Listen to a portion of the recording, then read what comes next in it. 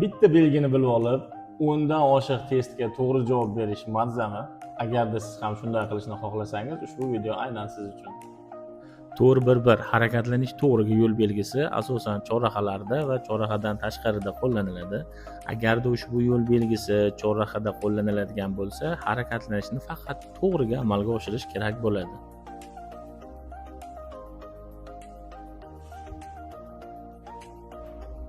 4.1.1 yo'l belgisini chorrahadan tashqarida qo'llanilganda harakatlanish ham to'g'riga ham o'ngga ruxsat etiladi. Ushbu yo'l belgisining ta'siri faqat birinchi kesishmaga ta'sir etib, ikkinchi kesishmalarda o'z kuchini yo'qotadi. Shu sababdan o'ngga chapga harakatlanishga ruxsat etiladi. Ushbu video siz uchun manfaatli bo'lgan bo'lsa, sahifalarimizga a'zo bo'ling, bizni qo'llab-quvvatlashda davom eting. Bundan ham yaxshi videolar hali oldinda.